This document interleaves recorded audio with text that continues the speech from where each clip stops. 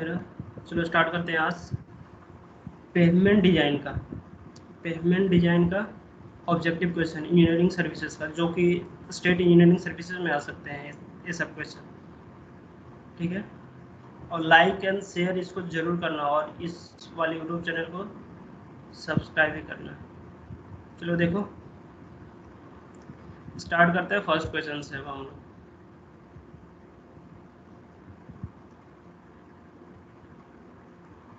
First question क्या बोल रहा है, आपके पास रेडियस दिया हुआ है, E modulus of elasticity of concrete है, K modulus of subgrade reaction है, म्यू क्या है पॉइजनस रेशियो है, एच क्या है थिकनेस ऑफ स्लैब है, पी क्या है व्हील लोड। अब बोल रहा है आपके पास कि the combination of parameter required for obtaining the radius of relative stiffness of cement concrete slab. आप बताओ आपके पास क्या होता है relative radius of relative stiffness क्या होता है, L equal to E H cube upon 12 के इंटू 1 माइनस म्यू स्क्वायर 1/4 होता है। तो ई क्या है, ई तो होगा ही, एच भी होगा, के भी होगा और म्यू भी होगा, मीन्स इसका ई एच म्यू भी हो रहा है। देखो यहाँ पे आपके क्या है, एच है, देखो पी नहीं है इसमें तो ए नहीं हो सकता, आर नहीं है आर नहीं होगा, यहाँ पर भी आर, तो ये सब नहीं होगा, तो इसका आंसर क्या हो गया, सी हो गया। नेक्स्ट क्वेश्चन आपके पास क्या है, the plasticity index of the fraction passing 425 micron ISC in case of subgrade and base course। आप जानते हो सबग्रेड क्या होता है, बेस कोर्स क्या है, पेमेंट आपके पास फ्लेक्सिबल और रिजिड पेमेंट का एक लेयर होता है। ठीक है, शुड बी ये आपके पास लेस देन होना चाहिए 6, अगर फ्रैक्शन पासिंग है 425 माइक्रोन ISC से, तो फिर उसका आपके पास प्लास्टिसिटी इंडेक्स क्या होगा, लेस देन 6 होगा। ठीक है, क्वेश्चन देखो, effect of impact on the design of rigid pavement is accounted by, is आपके पास अकाउंटेड बाय क्या होगा, increasing the thickness as would be calculated with static wheel load, providing the base course, adopting a reduced flexural strength of concrete through a factor of safety, या factor of safety की क्या बात आ गई, adopting the increased stress relative to the produced by static wheel load। तो ये क्या हो गया, हम लोग increasing the thickness as would be calculating with static wheel load, हम लोग स्टैटिक व्हील लोड से जो आपके पास इम्पैक्ट जो हम ये करते हैं उससे हम लोग थिकनेस को क्या करते हैं, इंक्रीज करते हैं। तो 4 का क्या होगा, ए होगा। तो नेक्स्ट क्वेश्चन क्या है, consider the following statement with reference of payment. ठीक है ना, अब इसमें बोल रहा है which of these statements is or are correct. Flexible payment are more suitable than rigid payment in region where subgrade strength is uneven। Flexible payment are more suitable than rigid payment in region where subgrade strength is uneven। अगर uneven होगा तो हमको क्या, हम लोग rigid payment ही मतलब वहाँ पे प्रोवाइड करेंगे, तो क्या होगा, ये आपके पास स्टेटमेंट क्या है, गलत है। और फिर क्या होगा आपके पास, the load carrying capacity of rigid pavement, the load carrying capacity of rigid pavement depends more on the properties of concrete than that of strength of subgrade। बिल्कुल आपके पास प्रॉपर्टीज ऑफ कंक्रीट उसका ई क्या है, ठीक है ना, आपको उसका पॉइजन रेशियो क्या है, ये सब प्रॉपर्टीज है ना, तो ये सब का ही यूज हम लोग किस में करते हैं, रिजिड पेमेंट का आपके पास मतलब डिजाइन में relative of radius of relative stiffness EHQ upon 12 के 1 माइनस म्यू स्क्वायर 1/4, इस सब में आपके पास प्रॉपर्टीज ऑफ कंक्रीट का यूज होता है। Compare to flexible pavement, rigid pavement are more affected by temperature variation. बिल्कुल आपके पास इसीलिए तो वेस्टरगार्ड हो गया, ये आपके पास वहाँ पे हम लोग क्रिटिकल कॉम्बिनेशन देखते हैं, तो 2 का भी मतलब सही है स्टेटमेंट और 3 भी आपका सही है, तो इसका सी आंसर होगा।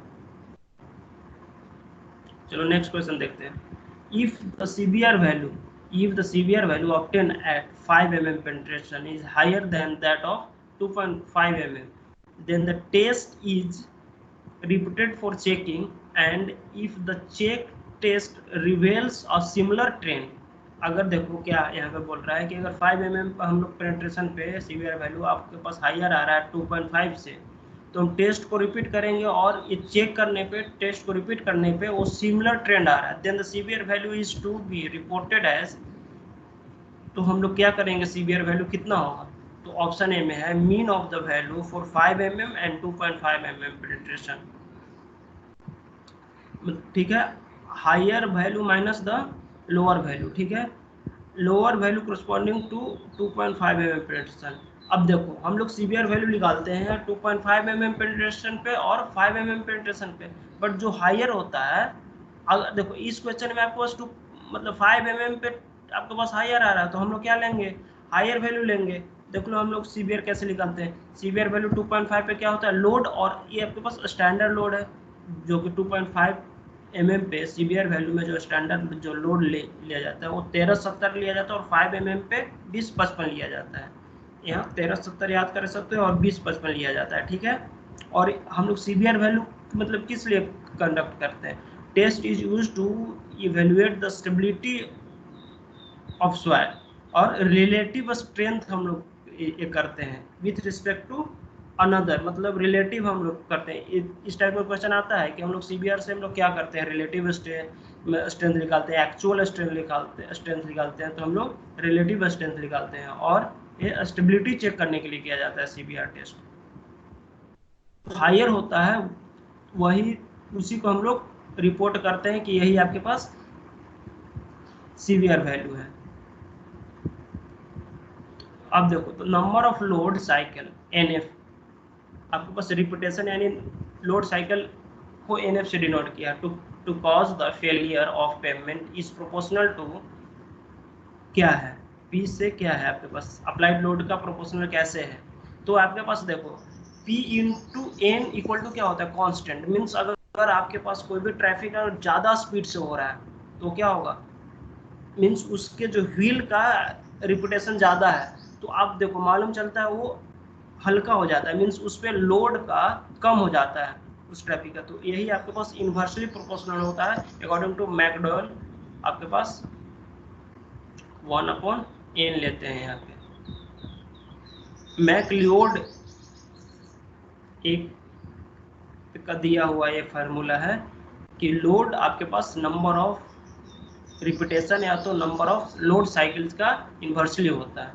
चलो नेक्स्ट क्वेश्चन देखते हैं, तो इसका क्या होगा आंसर, आपके पास डी आंसर होगा, ठीक है ना। लोड यहाँ पे the number of load cycle to cause the failure of pavement is proportional to, means inversely, means p raise to the power -1 होगा।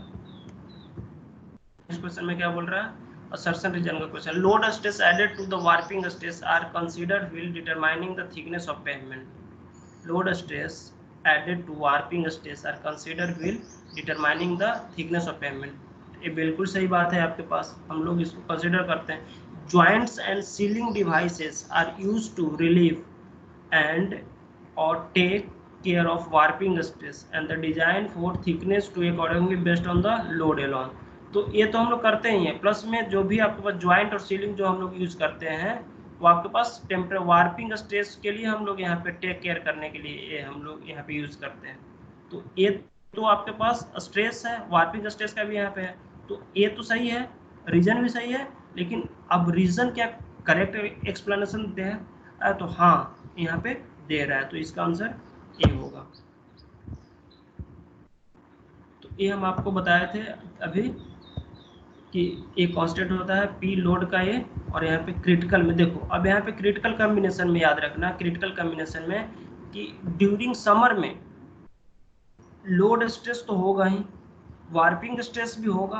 अब बात आती है फ्रिक्शनल स्ट्रेस, तो एज और इंटीरियर पे हम लोग कंसीडर करते हैं, एज और इंटीरियर पे फ्रिक्शनल स्ट्रेस हम लोग कंसीडर करते हैं, बट कॉर्नर पे हम लोग नहीं करते हैं, only load stress and warping stress, ठीक है। बट ड्यूरिंग समर में क्या करेंगे, फ्रिक्शनल स्ट्रेस को क्या करेंगे हम लोग, सब्सट्रैक्ट करेंगे। अब देखना क्रिटिकल कॉम्बिनेशन का जब भी आपके पास स्ट्रेस का एक क्वेश्चन पूछा जाएगा उसमें ड्यूरिंग समर पूछेगा तो आप माइनस कर दो, बाकी दोनों एडिशन होगा, load stress plus warping stress minus frictional stress, किसमें, ड्यूरिंग समर में होगा, ठीक है। अब देखो विंटर में क्या करेगा, विंटर में हम लोग तीनों स्ट्रेस को ऐड करेंगे, फ्रिक्शनल को भी, लोड को भी और वार्पिंग को भी, ये तीनों को ऐड करते हैं, ठीक है। बाकी तो ये दोनों तो add, load stress warping stress हमेशा मतलब एडिशन में ही होगा। अब बात आती है फ्रिक्शनल के लिए, तो फ्रिक्शनल सिर्फ समर में मतलब सब्सट्रैक्ट करेंगे और विंटर में क्या करेंगे आप ऐड कर दोगे। तो एक कॉम्बिनेशन ऑफ स्ट्रेस बोल सकते हो, लोड भी बोल सकते हो। चलो नेक्स्ट क्वेश्चन हम लोग देखते हैं। तो क्वेश्चन बोल रहा है if the load warping and frictional stress in the cement concrete, ये क्या है आपके पास लोड स्ट्रेस है और वार्पिंग स्ट्रेस, एंड ये आपके पास फ्रिक्शनल स्ट्रेस है respectively, the critical combination of stress during summer. देखो अभी हम आपको बताया कि समर मिड डे में क्या करेंगे, फ्रिक्शनल को माइनस करोगे, तो फ्रिक्शनल को माइनस करोगे तो ये 10 से यहाँ पे मतलब 10 खत्म हो जाएगा, मीन्स ये 200 हो जाएगा। 200 को फिर यहाँ पे ऐड कर दो 2 मतलब 90 में, तो कितना होगा 490 हो जाएगा, मीन्स इसका सी आंसर। याद रखना सिर्फ समर में फ्रिक्शनल को ये करते हैं माइनस करते हैं, ठीक है, विंटर में ऐड करते हैं, और बाकी तो दो तो एडिशन ही होगा, लोड वार्पिंग हमेशा एडिशन में होता है। चलो नेक्स्ट क्वेश्चन आपके पास है, देखो यहाँ पे भी हम आपको बता चुके हैं इसका सॉल्यूशन यहाँ पे। नेक्स्ट क्वेश्चन क्या बोल रहा है 14 नंबर कि the cement concrete pavement tie bar are installed in. अब देखो टाइप बार हम लोग किस लिए यूज करते हैं, लॉन्गिट्यूडिनल जॉइंट्स जो आपके पास होता है उसको कनेक्शन के लिए करते हैं। अब पूछेगा क्या टाई बार लोड ट्रांसफर के लिए करते हैं, नहीं बिल्कुल नहीं। डॉवेल बार को हम लोग लोड ट्रांसफर के लिए हम लोग वहां पे यूज करते हैं। बट यहाँ पे जो आपका जो क्वेश्चन है कि in cement concrete pavement ties bar are installed in longitudinal bar, longitudinal bar को सॉरी लॉन्गिट्यूडिनल जॉइंट्स के लिए, लॉन्गिट्यूडिनल जॉइंट्स के लिए हम लोग टाई बार का यूज करते हैं, ठीक है। कंस्ट्रक्शन के लिए क्या यूज करते हैं हम लोग, मतलब एक्सपेंशन के लिए हम लोग क्या करते हैं इसका एक्सपेंशन के लिए हम लोग मतलब डॉयल बार तो लोड ट्रांसफर के लिए यूज करते हैं, वहीं पे हम लोग एक्सपेंशन के लिए हम लोग यूज करते हैं डॉयल बार। अब इस क्वेश्चन में सिर्फ आपके पास क्या है टाई बार है, तो ये हम लोग लॉन्गिट्यूडिनल के लिए यूज करते हैं। चलो नेक्स्ट क्वेश्चन आपके पास क्या बोल रहा है, the general requirement is constructing a reinforcement concrete road is to place a single layer of reinforcement। फिर क्वेश्चन को ये करते हैं, the general requirement in constructing a reinforced concrete road is to place a single layer of reinforcement। तो हम लोग कहाँ पे प्लेस करते हैं अगर सिंगल लेयर का है, तो near the bottom of the slab बिल्कुल नहीं, near the top of the slab बिल्कुल नहीं, हम लोग एट मिडिल पे प्लेस करते हैं। बट ये टुवर्ड्स द अपर लेयर के आसपास जाना चाहिए, मिडिल से नीचे हम लोग करेंगे नहीं कभी रेनफोर्समेंट का यूज, ठीक है, तो सी आंसर होगा। As per the latest IRC guidelines for designing flexible pavement of CBR method, the load parameter required is, the load parameter हम लोग एक NS यहाँ पे स्टैंडर्ड एक्सेल निकालते हैं, वो क्या होता है कुमुलेटिव स्टैंडर्ड एक्सेल हम लोग से यहाँ पे CBR में द लोड मतलब पैरामीटर को हम लोग ये करते हैं यहाँ पे कैलकुलेट करते हैं, तो इसका 12 का क्या होगा बी आंसर। MS से क्या है मिलियन स्टैंडर्ड एक्सेल, ठीक है। अब देखो नेक्स्ट क्वेश्चन क्या है, if the modulus of subgrade reaction of a soil is, क्या है आपके पास 16 क्वेश्चन में, if the modulus of subgrade reaction of soil is, इतना दिया हुआ है। मॉडुलस ऑफ सबग्रेड रिएक्शन क्या होता है कि when tested with 30 centimeter diameter plate, ठीक है, the corrected modulus of subgrade reaction for the standard diameter plate will be, क्या होगा, तो क्या हम लोग करते हैं K इंटू ए क्या है आपके पास रेडियस है, इक्वल टू कांस्टेंट लेते हैं, ठीक है, तो K1 A1 equal to K1 मतलब K2 A2। अब इसमें यहाँ पे पूछ सकते हो, एक सेकंड इसको हटा देते हैं फिर बताते हैं। 30 सेंटीमीटर जब प्लेट पे आपके पास सबग्रेड जो आपके पास प्लेट लोड टेस्ट जो हुआ है उस पे जो सबग्रेड रिएक्शन आया 10 आया है, तो अब आपसे पूछा स्टैंडर्ड डायमीटर, स्टैंडर्ड डायमीटर हम लोग कितना लेते हैं 75 सेंटीमीटर प्लेट के corresponding modulus of subgrade reaction कितना होगा, तो K1 A1 equal to K2 A2। देखो नेक्स्ट इसका सोल्यूशन चलो देख लो। ये हमको प्लेट बेरिंग में हम लोग रिजिड प्लेट यूज करते हैं, याद रखना, प्लेट बेरिंग में हम लोग रिजिड प्लेट यूज करते हैं। स्टैंडर्ड प्लेट आपके पास 25 सेंटीमीटर डायमीटर का होता है। ये आपके पास टेस्ट का रिजल्ट है, जो कि हम लोग 0.125 सेंटीमीटर के क्रॉसपॉन्डिंग जो आपके पास लोड कैलकुलेट करते हैं, वही क्या होता है, इन दोनों का रेशियो क्या देता है, मॉडुलस ऑफ सबग्रेड रिएक्शन होता है। तो इस तरीके से मेरे पास K1A1 इक्वल टू यहाँ से आ जाता है 4 kg पर सेंटीमीटर क्यूब। चलो देख लो इसका 4 सेंटीमीटर पर मिनट आपके पास होगा 4 kg पर सेंटीमीटर। जो अब यहाँ पे नेक्स्ट क्वेश्चन है, क्या है कि the critical combination of stresses on the cement concrete pavement during summer. हम आपको क्या बोल चुके हैं कि लोड स्ट्रेस वार्पिंग तो हमेशा ऐड होगा, समर में क्या होता है फ्रिक्शन आपके पास ये होगा, तो ये क्या है, गलत है। अब क्या बोलता है, the critical combination of stress in the cement concrete pavement during winter. तो लोड और वार्पिंग तो हमेशा ऐड होगा, सिर्फ फ्रिक्शन यहाँ पे एडिशन होगा विंटर में। तो क्या होगा, ये सही है रीजन। चलो नेक्स्ट क्वेश्चन देख लेते हैं। Modulus of subgrade reaction using 30 centimeter diameter plate is obtain as 200, इतना आया है 30 सेंटीमीटर पे इतना 200 न्यूटन पर सेंटीमीटर क्यों आया है। तो आपके पास निकालना है स्टैंडर्ड प्लेट के corresponding modulus of subgrade reaction. हम आपको बता चुके K1A1 इक्वल टू K2A2 होता है, यहाँ से आप निकालोगे तो 80 न्यूटन पर सेंटीमीटर क्यों आएगा। तो सी आंसर होगा इसका। Consider the following statement regarding soil stabilization. अब देखो सॉइल स्टेबलाइजेशन के रिगार्डिंग कुछ यहाँ पे 3 स्टेटमेंट दिया हुआ है, उसी को आपको ये करना है। तो subgrade should be treated if it is soaked CBR of 5 और लेस। सोक्ड होता है तो सीबीआर 5, मैक्सिमम सीबीआर का वैल्यू कितना 100, याद रखना मैक्सिमम सीबीआर का वैल्यू 100 होता है। बट सबग्रेड शुड भी, देखो यहाँ पे सॉइल सबग्रेड होता है फर्स्ट लेयर, फिर उसके ऊपर सब बेस कोर्स होता है, फिर बेस कोर्स, फिर सरफेस या तो आपके पास बिटुमिन का जो भी लेयर होता है। तो सॉइल सबग्रेड में सीवियर अगर सोक दिया तो वहाँ पे 5 या तो लेस होगा। चलो ये सही है स्टेटमेंट। सब base after treatment should have plasticity index not less than 5, less than 5 होता है, यहाँ पे नॉट नहीं होगा, लेस देन 5 होता है। तो ये स्टेटमेंट गलत होता है। Base force after treatment should have plasticity index not more than 2, बिल्कुल सही बात है।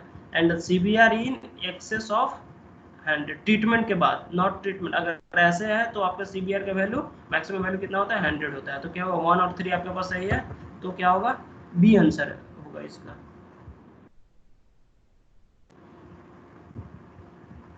चलो नेक्स्ट क्वेश्चन देखते हैं। Consider the flowing factor. क्या है, मतलब किस लिए हम लोग ये करेंगे, which of these factor are considered as per IRC for obtaining the maximum expansion joint spacing in rigid pavement। Rigid pavement में क्या है, तो एक्सपेंशन जॉइंट के लिए आपके पास यहाँ पे 3 स्टेटमेंट दिया हुआ है।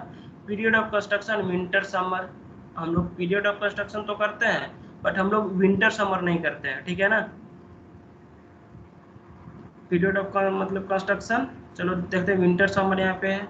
Degree of foundation roughness, slab thickness, reinforcement, un reinforcement. चलो एक्सपेंशन जॉइंट के बारे में कुछ हम लोग जान लेते हैं, 2-4 पॉइंट। एक्सपेंशन जॉइंट क्या है कि purpose is to allow and the expansion of pavement due to rise in temperature with respect to construction temperature. Maximum spacing कितना होता है 25 mm IRC का, जो भी आपके पास स्पेसिंग जो दोगे वो 25 mm दोगे कंस्ट्रक्शन जॉइंट आपके पास यहाँ पे एक्सपेंशन जॉइंट के बीच में। Maximum spacing between expansion joint equal to इतना मीटर, मीन्स एक 140 का होगा, फिर आपके पास 140 का होगा, ठीक है।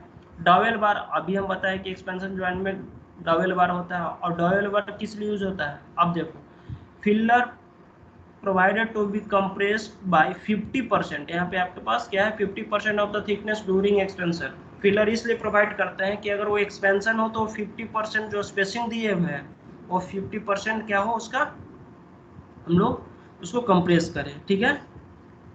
और डबल बार हम लोग इसलिए देते हैं उसको लोड को ट्रांसफर करने के लिए। तो क्या क्या यहाँ पे आंसर है आपके पास, स्टेटमेंट सही है। तो period of construction winter summer, ये तो अभी हम देखें period of construction, degree of saturation roughness होगा, फिर स्लैब थिकनेस होगा, तो 1 और 3 ये आंसर होगा। विथ एडिशन, नेक्स्ट क्वेश्चन है कि with addition of lime in soil, with addition of lime in soil liquid limit increases and plasticity limit decreases. अब चलो देखते हैं कि एडिशन ऑफ लाइम को क्या करते हैं ना इन सॉइल, यहाँ पे क्ले लिख देता तो अच्छा, सॉइल मीन्स यहाँ पे क्ले आपके पास होगा, ठीक है। तो यहाँ पे कुछ कुछ देख लो कि lime is added in clay soil to flocculation and agglomeration of the clay particle due to cation exchange. तो वो क्या होगा, ये क्या करता है, ऐड करने से क्या होगा, to enhance workability and plasticity limit but decrease the liquid limit. क्यों, जब वर्केबिलिटी अच्छा हो रहा है तो लिक्विड लिमिट तो डिक्रीज होगा ही ना भैया, ठीक है।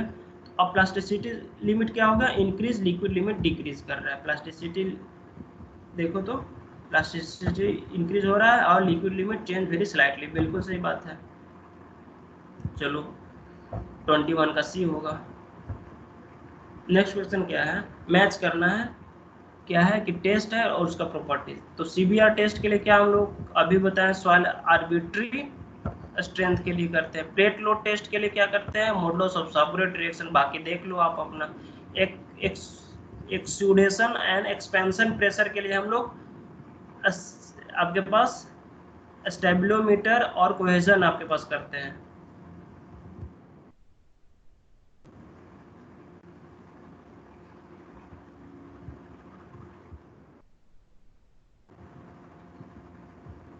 स्टेबिलोमीटर एंड कंस्ट्रक्शन आपके पास डी का क्या होगा, डी का आपके पास 3 होगा ना। और ट्राई एक्सियल क्या करते हैं हम लोग, शेयर पैरामीटर के लिए करते हैं, तो क्या होगा इसका सी आंसर होगा। चलो नेक्स्ट क्वेश्चन क्या है कि California bearing ratio test is to measure soil strength method to इतना measure they indicate the relative strength of the paving material. अभी बताएं कि सीबीआर के लिए क्या करता है हम लोग, relative strength of the paving material, तो सी होगा इसका आंसर। नेक्स्ट क्वेश्चन क्या है, which of the following factor have the considered for the design of the flexible pavement for highway. Design field load करते हैं, क्या करते हैं फ्लेक्सिबल के लिए, एक्सपेंशन ज्वाइंट खत्म है, एक्सपेंशन ज्वाइंट तो करते ही नहीं है। अब 3 ऑप्शन नहीं है तो फिर आपके पास थर्ड को हटा दो तो 1 to 4 होगा। Strength, climatic factor, design field load बिल्कुल होगा, तो 25 का क्या होगा, डी आंसर होगा। फिर यहाँ पे मेथड ऑफ, नेक्स्ट क्वेश्चन में क्या है कि method of design for flexible pavement and principal क्या दिया हुआ है। चलो अब यहाँ पे क्या है कि जब भी हम लोग पेमेंट का डिजाइन करते हो तो मेरे पास 3 मेथड होता है, एक इंपेरिकल मेथड होता है, फिर सेमी इंपेरिकल या तो सेमी थ्योरेटिकल बोल सकते हो, और एक होता है मतलब थ्योरेटिकल होता है। अब देखते हैं कि उसमें क्या क्या आता है। देखो यहाँ पे क्या है कि flexible pavement design, empirical method, semi empirical और सेमी थ्योरेटिकल और थ्योरेटिकल मेथड। तो इंपेरिकल में ग्रुप इंडेक्स सीबीआर आता है, स्टेबिलोमीटर टेस्ट आता है, ठीक है। सेमी इंपेरिकल सेमी थ्योरेटिकल में ट्राइएंगल टेस्ट आता है और ईविस नेवी मेथड होता है। और थ्योरेटिकल में क्या होता है, बर्मिस्टर मेथड, और इसी बर्मिस्टर को ही इलास्टिक टू लेयर थ्योरी बोलते हैं। तो फिर चलो देखते हैं इसका क्या क्या आंसर हो सकता है। तो सीबीआर और ग्रुप इंडेक्स क्या बोले हैं, इंपेरिकल मेथड। अब दो को यहाँ पे इंपेरिकल, सो सॉइल का आपका क्लासिफिकेशन किस में, ग्रुप इंडेक्स में। सीबीआर में क्या होता है, यूजिंग स्ट्रेंथ के लिए, तो इसका क्या होगा आंसर 4 का, बी का आपके पास 4 होगा। यूएस ने भी बता क्या हम बोले सेमी थ्योरेटिकल से, बस आप मिला लो। असफाल्ट इंस्टीट्यूट मेथड क्या है, क्वासी रेशनल हो गया, बाकी का आप मिला लो, इसका जो भी आंसर होगा। चलो नेक्स्ट क्वेश्चन देखते हैं, ये हम बता चुके हैं। हाँ, व्हाट आर, नेक्स्ट क्वेश्चन में क्या है कि what are the maximum value of CBR and minimum value of GI. GI का मिनिमम वैल्यू कितना होता है 0, मैक्सिमम कितना बोले 100, तो 0 और 100 होगा, ये आंसर हो जाएगा। नेक्स्ट क्वेश्चन देखते हैं, which one of the following criteria used for obtaining the value of modulus। क्या है, which one of the following criteria is used for obtaining the value of modulus of subgrade reaction from the plate bearing test data। बताओ तो। Slope of pressure settlement graph, क्या हम लोग जो भी pressure settlement क्या होता है मेरे पास, जो प्लेट लोड ये करते हैं, तो ये मेरे पास इक्वेशन है जो कि हम क्या करते हैं 0.125 सेंटीमीटर के करस्पॉन्डिंग जो भी लोड आता है उन दोनों का रेशियो को क्या बोलते हैं हम लोग मॉडुलस ऑफ सबग्रेड रिएक्शन यहाँ से ये करते हैं। तो pressure corresponding to the settlement of 1.2 mm यही होगा ना, बी आंसर होगा इसका, तो 28 का बी हो जाएगा। चलो अब 29 देखते हैं। Which one of the following factor, क्या बोलता है, which one of the following factors are used for calculating temperature stress at the critical edge, ठीक है ना, reason in rigid pavement design maximum. चलो ऑप्शन क्या है, करेक्ट आंसर बताना है। स्लैब विड्थ, स्लैब लेंथ करते हैं। Maximum temperature difference between summer and winter, ये बिल्कुल नहीं करते हैं हम लोग। Coefficient of thermal expansion of the concrete बिल्कुल यहाँ पे करते हैं, तो क्या होगा 2, 3, 4 होगा, है क्या, बी आंसर होगा, ठीक है। नेक्स्ट क्वेश्चन क्या है कि आईआरसी कोड नंबर इतना है 379085 deals with which one of the following. तो ये फ्लेक्सिबल पेमेंट के लिए कोड है आपके पास, तो ये दोनों तो होगा नहीं भैया, ठीक है। तो आपके पास आईआरसी का यहाँ पे देखो flexible pavement using equivalent single wheel load and CBR into account, ठीक है। तो हम लोग क्या करते हैं कुमुलेटिव एक्सल लोड ये करते हैं फ्लेक्सिबल पेमेंट के लिए और सीबीआर इनटू अकाउंट, तो क्या होगा डी आंसर होगा। California bearing ratio test is carried out to evaluate the stability of soil, बिल्कुल subgrade and other flexible pavement material, बिल्कुल सही बात है। It is essential that no time are the soil subgrade as well as other flexible payment material are over stress, तो ये तो सही है, ये तो मतलब 31 का जो आपके पास ये तो असर्शन जो सही है, लेकिन आपके पास रीजन तो बिल्कुल गलत है, तो इसका क्या आंसर होगा, सी होगा, तो सी आंसर होगा इसका। चलो नेक्स्ट क्वेश्चन देखते हैं आपके पास। Which one of the following method is used in design of the rigid pavement? rigid pavement के लिए हम लोग क्या करते हैं वेस्टरगार्ड, रिजिड पेमेंट के डिजाइन के लिए हम लोग कौन सा मेथड यूज करते हैं यहाँ पे आपके पास, तो सीबीआर यूज करते हैं, नहीं करते हैं, ये तो फ्लेक्सिबल के लिए है। Group index flexible, McLeod flexible, तो वेस्टरगार्ड क्या होगा रिजिड के लिए होता है। Radius of relative stiffness of cement concrete payment does not depend which one of the following method, किस पे नहीं डिपेंड करता है radius of relative stiffness of the cement, modulus of subgrade के लिए होता है, Poisson's ratio, modulus of elasticity, इस पे तो डिपेंड करता है। पी पे व्हील लोड तो हम लोग इस पे देखते हैं ना रिजिड के लिए, मॉडुलस ऑफ सबग्रेड हम लोग निकालते हैं, देखो इसका हम फार्मूला बता चुके हैं बहुत पहले, तो इसका आंसर क्या होगा, ये होगा, व्हील लोड पे नहीं डिपेंड करता है। नेक्स्ट क्वेश्चन क्या, which one of the following sets of factor is related to design of thickness of rigid pavement by Westergaard method, कौन सा सेट है जो which of the following set of factor related to the design of thickness rigid pavement by Westergaard method का, तो Westergaard मतलब क्या करते हैं बताओ तो, रेडियस ऑफ रिलेटिव स्टिफनेस और मॉडुलस ऑफ सबग्रेड रिएक्शन निकालते हैं, तो इसका क्या होगा डी, ठीक है ना। बल्क मॉडुलस स्वेलिंग इंडेक्स कहाँ, ट्रैफिक इंडेक्स कहाँ की बात आती है, ये तो सीबीआर हम लोग क्या करते हैं फ्लेक्सिबल में होती है ना, तो डी आंसर होगी इसकी। क्या बोल रहा है, consider the following in relation with the group index, liquid limit बिल्कुल सही बात है, प्लास्टिक इंडेक्स बिल्कुल सही बात है, सीब का ये भी सही बात है, ये तो सैंडिलों कहाँ से आ गया, तो 2 हटा दो यहाँ से, तो 2 हटा दोगे तो डी आंसर होगा, 36 का डी आंसर हो गया, ठीक है। यही आपके पास वेस्टरगार्ड का फार्मूला है जो कि हम लोग यूज करते हैं। यहाँ पे याद करना ये इंटीरियर के लिए है, ये एक्सटीरियर के लिए, ये आपके पास इंटीरियर, फिर ये आपके एज के लिए, यहाँ पे मतलब कॉर्नर के लिए है। क्वेश्चन क्या बोलता है यहाँ पे कि double bar provided to expansion joint sometimes it is used to construction joint in cement concrete pavement, ये तो सही बात है। लॉन्जिट्यूडनल यहाँ रीजन क्या है कि longitudinal joints in cement concrete pavement are constructed with tie bar, बिल्कुल सही बात है।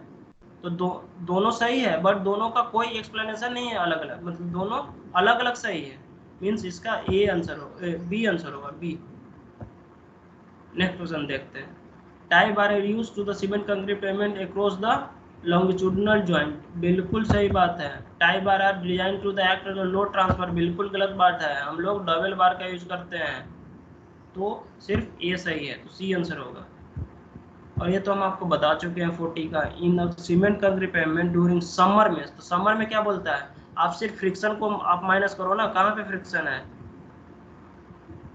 फ्रिक्शन यानी आपके पास वार्पिंग हो गया, यहाँ पे रेसिस्टेंस को माइनस करो, तो बी आंसर होगा इसका। व्हील और वार्पिंग तो ऐड होगा, बाकी तो यहाँ पे रेसिस्टेंस को आप फ्रिक्शन का आपके पास क्या होगा, माइनस होगा। नेक्स्ट क्वेश्चन क्या बोलता है कि the corrected modulus of subgrade reaction for standard diameter plate इतना है, what would be the modulus of subgrade reaction of the soil when tested 30 centimetre. फिर यहाँ पे क्या है, K1A1 और K2A2 का है, यहाँ पे वैल्यू पुट करो और 15 इसका सही आंसर आ जाएगा।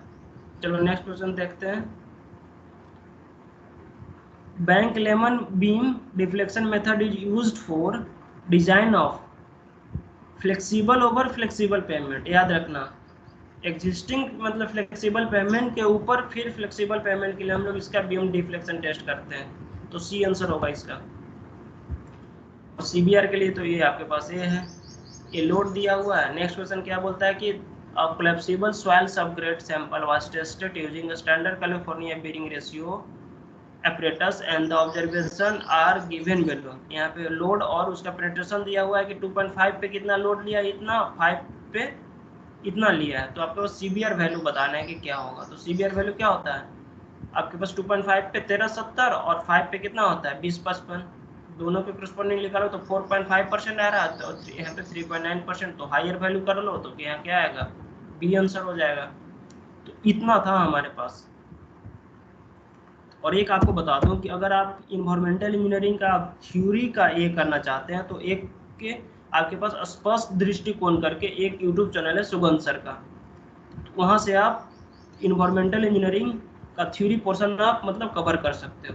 और मेरे चैनल को आप ग्रेडियंट सी को लाइक शेयर सब्सक्राइब करो, और स्पष्ट दृष्टिकोण को भी आप लाइक शेयर सब्सक्राइब करो, इसलिए कि वहाँ का भी कंटेंट आप बहुत अच्छा है, वहाँ से भी आप देख सकते हो इन्वायरमेंटल इंजीनियरिंग का थ्योरी। ठीक है, तो आज इतना ही है।